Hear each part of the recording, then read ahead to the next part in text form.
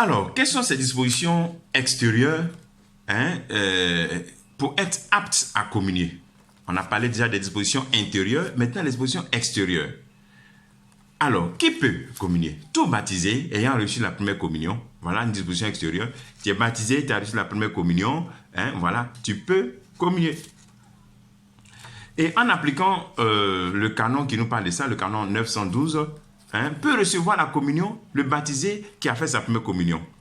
Aussi, il y a des situations externes, des situations extérieures qui empêchent le baptisé de communier. Qui l'empêchent, c'est-à-dire lui-même, il s'excommunie. C'est le droit, par exemple, écarte la communion aux personnes qui se sont excommuniées. Qui sont excommuniées, ou bien même qu'on a excommunié. Les personnes qui ont fait des choses graves, et puis l'évêque a dit, bon, lui là, je ne le reconnais plus comme un chrétien. Ça, on l'excommunie. Maintenant, il y a des personnes qui vivent dans des situations où ils sont excommuniés. En termes d'excommunion, par exemple, en cas de meurtre. Les excommuniés, par exemple, ce sont ceux qui sont coupables d'avortement. Ça, ce sont des personnes qui sont excommuniées. Ça dit qu'ils sortent. Ça dit, tu as mis fin à une vie. Or, toi, tu n'es pas auteur de la vie. Voilà. Donc, tu sors de Dieu. Tu sors de la logique de Dieu. Alors, donc, ces personnes-là, donc, pour ce qui concerne, par exemple, l'avortement, ou bien le meurtre, bon, c'est tout d'abord la personne qui a sollicité l'avortement. Il est dedans. Souvent, on pense que c'est souvent la jeune fille qui a... Non, non. Même l'auteur de la grossesse, s'il n'a pas empêché, il est aussi coupable de cet avortement. Donc, il est empêché de recevoir la communion. Celui qui a incité à cette pratique et qui a participé d'une manière ou d'une autre. Ou bien celui qui a su le projet. Tu sais que ta camarade devait faire ça. Et puis, tu n'as rien dit. Toi aussi, tu es dedans. Ensuite, celui qui a indiqué le lieu. Ah, je connais ici, on fait ça. Tu es dedans. Ou la personne qui pratique même. Allez, toi qui reçois et puis tu fais. C'est dans ton hôpital, on fait. Donc, voici, ces personnes-là sont écartées, sont excommuniées. Excommuniées par elles-mêmes parce qu'elles se proclament comme Dieu, maître de la vie, donc mettre fin à la vie sans... Voilà. Une autre situation aussi, ce sont des personnes qui vivent dans des situations incompatibles pour recevoir la communion, par exemple le concubinage. Le concubinage, c'est rien d'autre que c'est une offense à Dieu, c'est-à-dire c'est comme si tu te maries sans la bénédiction de Dieu. Tu t'unis avec quelqu'un, pourtant Dieu ne vous a pas donné, bon, on peut le dire, cette autorisation, mais cette bénédiction. Donc, c'est toi-même, en faisant cela, tu sors de la communion, donc tu ne peux pas communier. Et puis, ce concubinage n'est pas lié au fait que vous soyez dans la même maison. Non, pas du tout.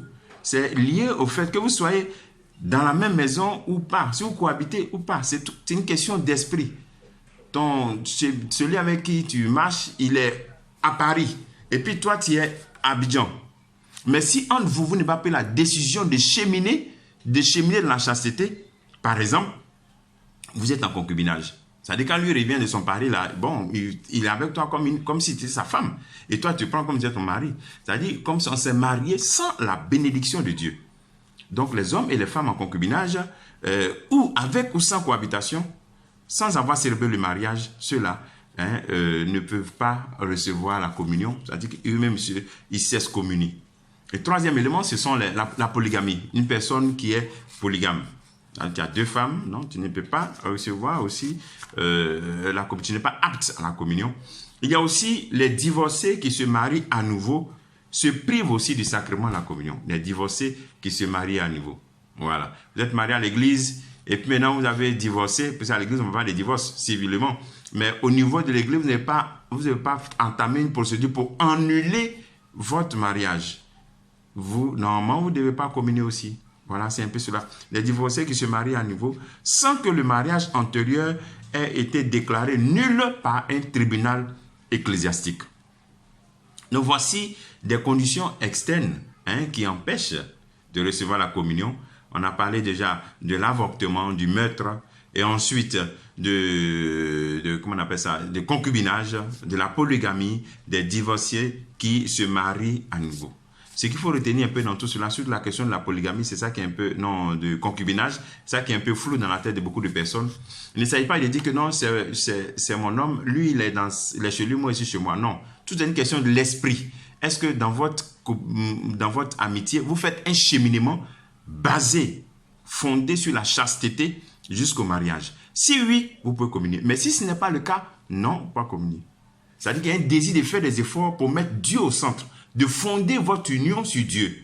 De telle sorte que vous sacrifiez des désirs, vous sacrifiez des préférences pour Dieu. Dans ce cas, oui, vous pouvez communier. Mais si vous n'êtes pas prêt à faire cela, même si vous n'êtes pas dans la même maison, vous n'avez pas droit à la communion. Bien aimé dans le Christ, toutes ces conditions qui nous empêchent, ce n'est pas Dieu qui nous empêche. C'est nous-mêmes qui créons des situations qui nous empêchent. Sinon, Dieu a toujours les bras ouverts pour nous accueillir. Il ne refuse personne. Il dit, prenez et mangez, tous. Voilà. Donc toi, tu dois faire l'effort aussi d'arrêter ce qui t'empêche de communier. Au lieu de dire, moi j'arrête de communier et puis je m'assois dans mon péché, j'arrête. Qu'est-ce qui est mieux quand on vient d'aller aux toilettes? Donc c'est mieux de se nettoyer ou bien de rester avec les déchets sur soi. Voilà un peu cela. Donc il faut réfléchir et puis mettre Dieu au centre réellement dans notre vie. Rappelons-nous du premier chapitre d'Isaïe où le Seigneur dit, vous aurez beau crier, Isaïe 1, vous aurez beau crier, je bouche les oreilles. Dieu ferme les yeux, vos mains sont pleines de sang, lavez-vous, purifiez-vous. Nous ne sommes pas parfaits, c'est vrai, mais il faut qu'on sente en nous ce désir de vouloir changer, se convertir. Pourquoi? Pour ce Dieu qui se donne à nous. Que le Seigneur te bénisse, qu'il nous bénisse tous en ce jour, au nom du Père et du Fils et du Saint-Esprit. Amen.